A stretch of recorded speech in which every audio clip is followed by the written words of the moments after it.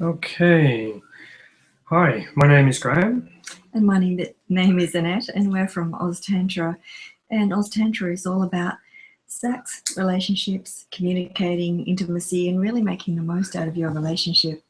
We've been around since around 2006 in this format, and we offer a range of intimate sessions, workshops, retreats, everything that you might need if you're wanting to explore your relationship. And we decided to run a series of webinars so that we can come into your homes, maybe even into your bedrooms, and impart some. Hi, my name is Graham. The technology is happening in the background. And Oz Tantra is all about communication. So that's a good thing. System works. We're communicating in more ways than one. And what actually is communication? Communication is a way that we connect. It's a way that we allow ourselves to be seen. So really, every time we communicate, we're taking a risk in actually showing ourselves to somebody else. So, and whether we're actually communicating or not, we're communicating. And communication can take many different forms, and sometimes the forms are not really that obvious. And probably the beginning form of communication is with ourselves, understanding what we're actually feeling and connecting with that. And if we're not aware of what we're actually feeling, and we're just verbalizing and just spraying out there, highly unlikely we're not going to get what we want. We're going to get a heap of what we don't want. And to get what we want by communicating, first step is to be really sure of what it is that we want for ourselves. What is it that I'm after? What am I looking for? What do I want for myself? What do I need? What do I desire? And communicating from that place in ourselves is a totally different story to having absolutely no idea and then just, anything will do. So, communication is really important, but most importantly too, where we actually start from when we do communicate. So, and having an idea whether you want to communicate to connect, so just share some space with somebody else, whether you're wanting to impart information, whether you're wanting to get a need met, or whether you're wanting to resolve a conflict, and just be clear about where you're coming from, because you might take a slightly different approach with each of those, and we'll be talking about that a bit more as we go through tonight. And the other thing too is that men and women, you probably sound surprised with it, men and women do communicate very, very differently. And there's a lot of angst, issues caused in a relationship purely simply because of that difference. And it's not right or wrong, it just is. And one of the things that we'll talk about tonight is to spend a little bit of time on why it's different and how to actually use that to your advantage, whether you're a man or a woman, it doesn't matter. Communication is hugely important. So, and generally speaking, and these are generalizations, so as always there are exceptions to the rule, but generally a man coming from his masculine will be communicating to impart information that he knows and trusts. And it's more of a monologue approach, and he's looking to really be heard in that. And a woman generally is seeking to connect, and she's seeking to have her experience validated. And she's also seeking for that other person to share their experience. So for a woman, it's much more about communicating to share. And neither of those are exclusively male or female, but they're not all the time, but they're just the differences. And if you can understand those differences, simple things like if you're a man can often feel invalidated or unheard simply by a woman being too quick to interrupt and too quick to kind of want to share and connect. And whereas a man in his monologue, he's looking to impart his information and then to connect with that he's shared. So one of the simple things that I've learned is, if I'm in a conversation with Graham sometimes, is just being quiet and just taking a breath when he's finished a monologue, and just allowing there to be a pause. And in that pause, Graham will report that he feels more heard. It's not that I don't have anything to say or can't impart my opinion or whatever it is that I have to say, but it's just allowing that little bit of space allows Graham to actually, for it to sink in that he's been heard. Whereas women, we don't And tend sound to. surprised sometimes that men do have an opinion. Exactly. And whereas And that's one of the big things, sorry. you're interrupting me. Yep, He's absolutely. behaving And it's like one of the big the things feminine. too that causes a lot of problems in communication. It's not so much the communication itself, but just the difference between men and women, because it's like men have very, very deep feelings. And one of our problems as men is that we're conditioned out of feeling. And also too, we're also shamed in communicating about our feelings as well. And that causes a huge amount of problems. You know, the obvious is the miss in the communication, but the one that's not so obvious but is huge, particularly for men, is the fact that we retain physically what we feel that we don't express, like any unexpressed emotions that we have. They're retained in our body, and I believe it's one of the biggest reasons why men don't live as long as women is because, not only because of the way that we play, but because a lot of our unexpressed emotions and whatever are retained physically in our body. And communication for us is hugely important. It's one of the things that we as men don't do as well as women. And also too, in relationships, a lot of the time we see that the woman doesn't get that the man is actually communicating what he's feeling to her, because we use different words. And that's all it is. It's just different. So women, when your man is talking, listen to him, listen to what he's listen to what he's saying, and play back to him what you believe he said in your words, and say, correct me if I'm wrong. What I hear you saying is that whatever. Is that what you mean? And sometimes just playing it back to him, what you think you've heard him say, very, very simple, but it can make a huge difference in a relationship, particularly if you've got some really, intense things that you're working through or trying to talk about or something like that. Is, okay, tell me what you feel, tell me what you believe, tell me what it is you desire. And okay, so what I'm hearing you saying is this, and this. Is that correct? Yes or no? Hang on, this is what I meant. Okay, can you explain more about that, please? And just simply asking the questions, because one of the, it might sound simple, but one of the big things about men is that we don't get the opportunity to actually be coached in how to communicate. And, a woman doing that with her man is hugely validating. And you'd be amazed, to something, a little simple trick like that, you'd be amazed at how much difference that will make. And yeah, try it and see how it goes. And it can be difficult for us as women to say, well, why do we have to do that for a man? But the truth is, women are generally more comfortable in the emotional field. And as women, we're generally the one that a man is in deepest emotional relationship with. So if he hasn't got anyone else to coach him, it's really in our benefit to actually help him with allowing himself to express his feelings, with allowing himself to talk and be validated in that, because we'll get that back 10,000-fold if we actually build a place of safety for him to express in his relationship. Yep. And don't make the assumption that women have the emotional high ground.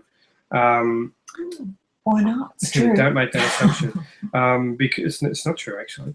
We have this discussion. No, it's not. We have this discussion quite a bit here about the depth of men and their feelings, and where women are with that as well. And we're in very, very different places. Like, men express themselves less, but that doesn't mean the depth is not there. Men do depth of feelings very, very well, but they do it in a way that's masculine, which feminine has trouble sort of understanding. And that's not right or wrong. It's just that we're different. And women, if you take the time to actually really listen to what your man's saying and actually ask him, what do you mean? You will be surprised as to what comes out. Not maybe surprised. You will be surprised.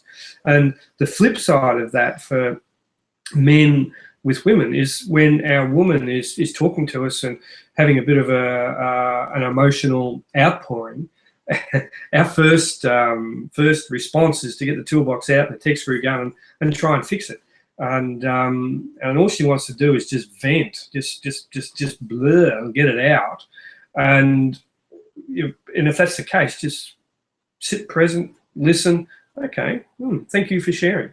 And don't try and say anything. Don't try and fix it. Don't just let it happen. And ask her, how was that for you? Just me sitting here listening, being present with you, and see what she says. And fellas, you'll be amazed as well. And it's just these simple little things that happen that have a huge impact in most relationships. Just that how to communicate, because we are different, and the communication gets missed because the differences get in the way, when actually the differences can enhance the relationship. And it's up to you guys to actually sort it out amongst yourselves how to do this in a relationship.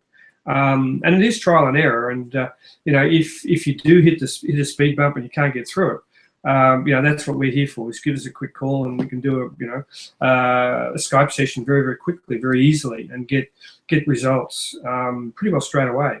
It's not that difficult. Sometimes the outside person looking in and sort of sitting there with you will make a huge difference, because we'll pick up things that you don't. And and in the communication game, quite often, just a little piece, just oh, okay, try this, and all of a sudden, whoosh, and away it goes. And we see that all the time.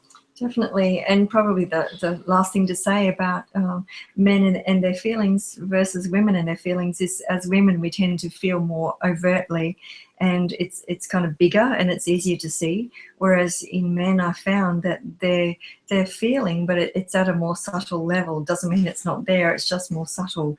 And when it's accessed, it is equally as deep and powerful. So just if you not... Yeah. That's not getting into a power struggle here. If just give your man the opportunity to be felt, and the rewards will be 100-fold, as I said. And one of the other things that can happen as women, I know in myself, in the intensity of all my emotional stuff, I can get there can just be a lot of froth and bubble and not really a lot of content. Drama. Yeah, that's right. And while at some point, yes, we need to just kind of get it out, the more that I have the intention to actually hear what it is I'm really trying to say inside of that drama, it makes the drama less intense, and it allows me to just hear myself a bit more.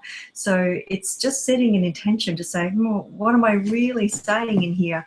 And it allows me to connect with my truth, which is usually a place of fewer words and all of that emotional intensity. So sometimes when we're just learning to have something to say, we're not used to saying anything much at all, and we're just taking a risk and having something to say, then it might look a bit messy. But all you need to say is, look, I'm just having a go at this, and I might sound a bit messy, but I really want to have something to say, because I want to communicate. I want to show up in this relationship. I want to get closer to you. I want to feel all that stuff. So And when you've got you're both working, or one's working and one's home with the kids, you've got young kids or something like that, the communication can become so much more important, so much more crucial. It's essential that you actually stop and take the time to talk.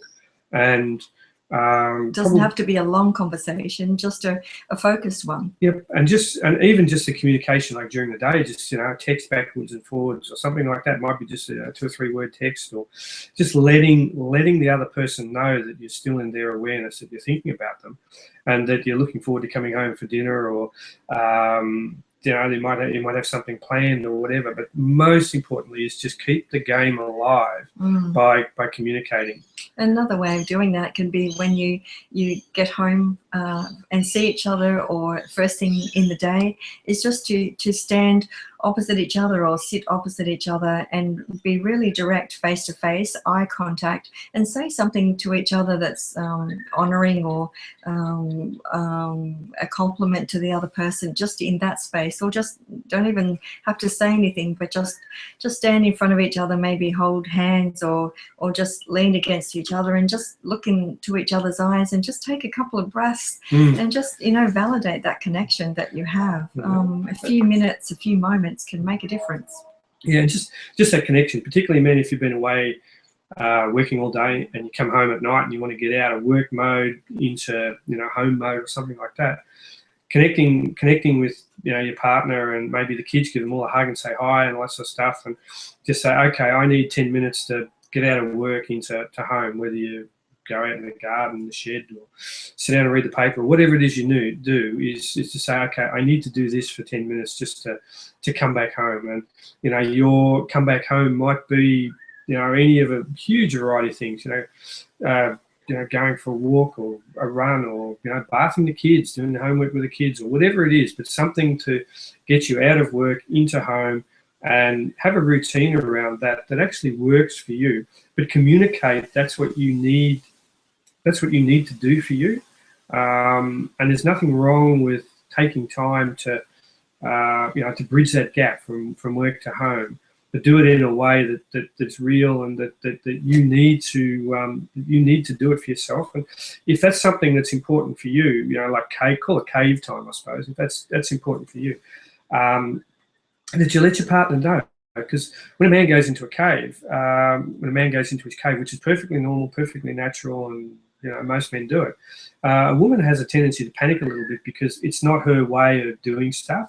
So she doesn't really understand it. So it's important for you as a man, for us as men, to say, hang on, I just need a little bit of time out here just to, you know, get out of work into home. And, you know, just simply owning it. This is communication, is telling your partner what it is that you do, what it is that you want. And when I'm finished, I'll come back out and I'll bath the kids, or I'll sit down and have a glass of wine, or, you know, whatever your routine is. And, you know, that's communication. And listening, active listening, is the other person receiving them and saying, okay, I hear you, and I'd really like you to help me with bathing the kids when you, you know, when you come back out of that. So, and at the risk of not being sexist, it can be both partners coming home from work, and so for you as women, also finding out what is it that you need when you come home to make that shift of getting out of work mode and into home mode. And sometimes that can be actually getting busy and getting tea on the table so that then you can relax, or maybe it is having some caveman time out, or maybe it's spending some little bit of time with the kids. Just find out what is your way of actually making that transition from the workspace, which is more of a headspace, into that place of being more intimate in a different space at home. And if you're a mum, been home all day, cooped up with the kids, and you're at your wit's end, you know, just simply saying, look, I really need help here tonight. I'm struggling. Can you help me bath the kids? And, you know, it all comes down to communication. There's no right or wrong way, as long as it happens. And if you're not communicating what you desire, you really can't complain if you don't get what you want. So communication is so important in telling your partner, or talking with your partner, asking your partner, saying, hey, look, I need help here. Or, you know, and whether you've had a stressful day at work, or whether you've had a stressful day with the kids, it doesn't matter. The end result is the same, is that you need to connect. You need to connect with yourself, come back to yourself, and then connect with your partner. And if you've got young kids, man, if you've been working all day, you come home and your partner's at a wit's end, foreplay is hugely important. And foreplay, if you've got young kids, includes helping with the housework, bathing the kids, and putting the bed or whatever. And you know, it's essential, and it's a fact of life, and that's where you're at. And it's a tough time. So if that's what you're doing, it's tough, but it's incredibly rewarding. And the more you communicate, the more you will get out of this time in your life. So communication is hugely, hugely important.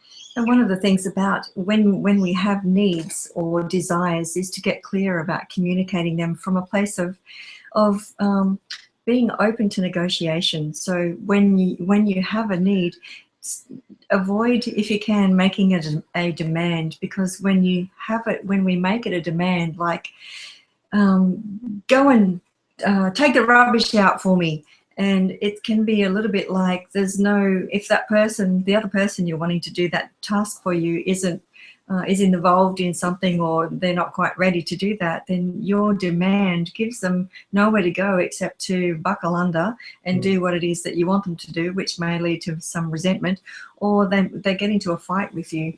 Whereas, or totally ignore you. Or totally ignore you, that's right. So if you can leave it and make it into, this is what I need done. How can we make it happen? Just make it more into a little bit broader context, and it leaves the broader context for the solutions you might get. Although sometimes being direct can be good as well. So if it's just something simple like getting the rubbish taken out, then being direct can be a better way to go. But if it's something that's got a little more emotional heat involved in it, or it's something that's a little bit more complex, then making it a request and seeing leaving it more open to a range of possibilities can really work. And the other part of that is I've gone blank. Okay, over to you to communicate, Graham. Yeah. So basically, communication is the lifeblood of your relationship, and communicating is two ways. There's one talking and the other one listening. And if you hear something and you're not sure what it is, can you it's simply just asking, saying, what do you mean by that? And that's always a great time, because if one partner that is trying to communicate something and it's not landing, instead of the other person ignoring them and walking away, just simply saying, I don't understand, what do you mean by that? So that they've got to come back with more information. And quite often the more information gives you a clearer understanding. And if you ask a question, if you ask them a question that gives you a yes or no answer, that really doesn't create much of an exchange. Whereas if you say something as simple as, what do you mean by that? Where they've got to use other words apart from yes or no. And quite often communication breakdown is simply not being able to hear, but also too not being able to express yourself. And sometimes the difference between men and women, the gap in there between the expression and the listening, it's a huge gap. But in that is also the lifeblood and the juice of any relationship, and just simply asking, what do you mean by that?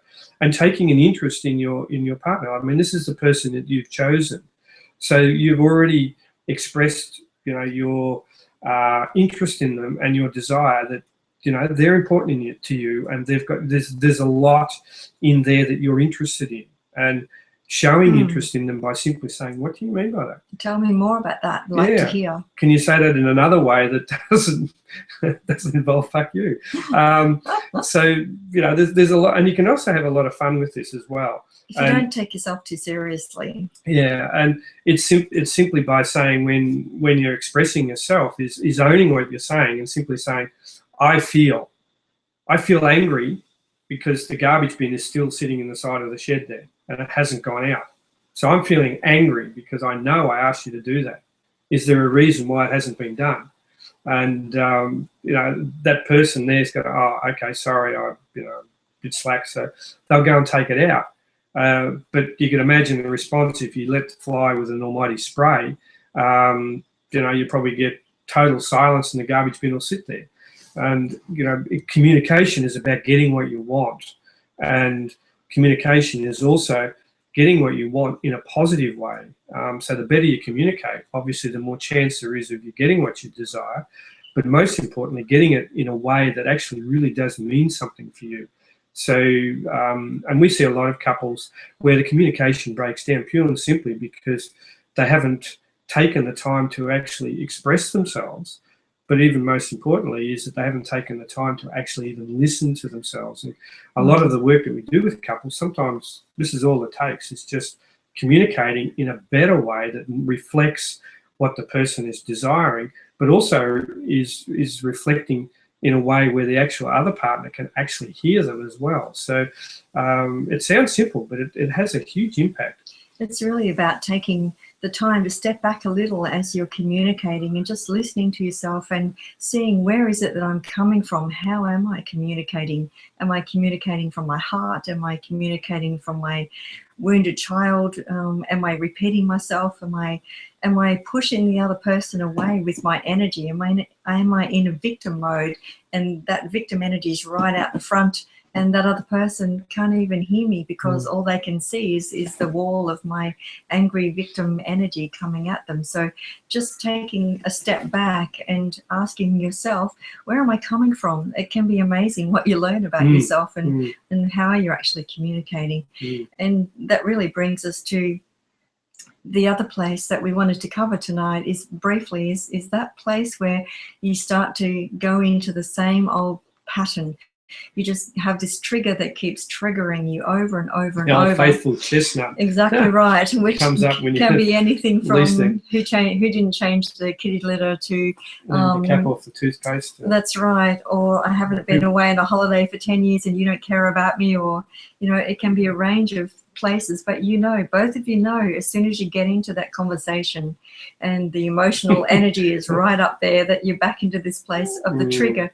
And that's the thing about relationships, is that we're really communicating from a very primal part of our brain, because relationships are so important. You know, we're in relationship with this person because they're important to us, and the brain registers that as a communicating at a level which is about survival, and that part of the brain is very primitive, and that's where our emotions get triggered very easily. So it's not that we're not necessarily good at communication, or the other person doesn't hear us or can't communicate. It's just understanding what's actually happening in this, that we're communicating at an emotional level, and often a very easily childlike level, because when we get triggered, what's happening is that something is getting triggered which is probably not even about the other person that you're in relationship with now. When it's a deep trigger and it keeps happening the same way for a long time, the likelihood is that it's actually something that's unresolved from your childhood. So most issues we deal with couples, you know, come from this place. And those really old ones that are quite deep and unresolved. Yeah, Old Faithful just keeps coming up, and it comes out in all sorts of weird and wonderful ways. Absolutely. And some of them are quite funny. But when you're in the receiving end of it, or you're in the thick of it, it's not funny. And you know, with communication, it's hugely important, and it is quite simple. And you know, seriously, having a session, like doing a Skype session, you can be anywhere on the planet. We can do a Skype session, and for in an hour, you'd be amazed at the change, the shifts that can come into your life and into your relationship, just simply by getting something, doing something for yourself that's positive. And if it doesn't, you know, if we don't get results, obviously with all our work, we don't get results, there's no charge. So, you know, we're good at it, we're blunt, we're direct, but we get results. And that's what matters, because this is hugely important. And, you know, because we're in a relationship ourselves, you know, we've had to learn and do all this stuff, and, you know, from the inside out. And, you know, talking with both of us, we pick up both sides of the story, and guarantee there'll be some laughs in there somewhere. Never fails. And we're a little bit different in that we don't necessarily teach so much about practicing with compassion, or you know, coming from the place of doing the right thing. Spiritual, touchy feely. That's right. Yeah, not so much from that spiritual place of trying to be something. What we found works for us. It's a little bit messier, but what we've found is the more we can get present with ourselves and experience what's happening, the more we drop into what's really going on underneath the surface in that place of trigger, and we start to really experience that feeling that we had that was unresolved from our childhood, and then we can share that, and that really brings us closer to the other person when that's being shared. And so simply just listening to what your body's saying. And when we do that, when we connect with ourselves, those things like being compassionate, being open, connecting with our hearts, all of that, those things just happen. So it's not so much a doing from a place of our head. It's really just something that lives within us and is expressed out. So in that way, those deep triggers that are so painful can become real gifts if we just always become gifts. Yeah, if we feel that trigger happening, is just to take a breath. And just to pause for a moment and ask yourself and ask your partner, what's really going on here? What else am I noticing? What's familiar about this situation? What am I really feeling? Sometimes if we have a default emotion that we always go to, maybe anger or sadness, when this trigger comes up, it's just asking, because if it's a default emotion, usually it's a secondary one. It's the one that we're comfortable to feel. And if it never gets resolved, then asking yourself, what am I really feeling underneath that? And you may find that there's a secondary emotion that once you drop into that one, then it allows that that emotion to shift, and it can also bring you awareness as to what's really being triggered here, which, as we said, is often not about the person you're with right now. And just getting towards the end of this webinar too, just remembering that when you're in the thick of it and communicating and the wheels are falling off and the intensity is rising, when you're in the thick of it, it's very, very hard to see what's actually happening. And that's the advantage of having somebody outside who knows this stuff like we do, sitting there with you and going through this and giving you a different way of actually doing the same thing. And it's just a lot of the time it's just a slight reframe, a reframe in how you look at what's happening for you, but most importantly, how you communicate this to your partner, and also too, a reframe for your partner, how they see you in this place as well. And a lot of the time, huge, big issues can be resolved incredibly simply by just simply looking at it from the communication angle and the expression angle. So, but again, if you've got any questions or this is an issue for you, just simply flick us an email and we can give you some more information, and also to talk to you about doing a Skype session. And they really work. And if it doesn't work for you, obviously no charge. So really, just in wrapping up this communication, it's the lifeblood of your relationship. And remembering that if you're not communicating, you're still communicating, because there's a lot of non-verbal communication that goes on if we're not taking that risk and allowing ourselves to be seen. And when we do take that risk, then that's what we're creating. The old adage about intimacy, it is about intimacy, and just taking a breath, going slowly, and just seeing the layers that are in your communication. And that's all for this evening. And just giving the heads up that next time we get together on our webinar, we're going to be talking about really making love, not just having sex, but really making love. And what's that all about? So with that, thank you for joining us. Good night and see you. Bye. Bye.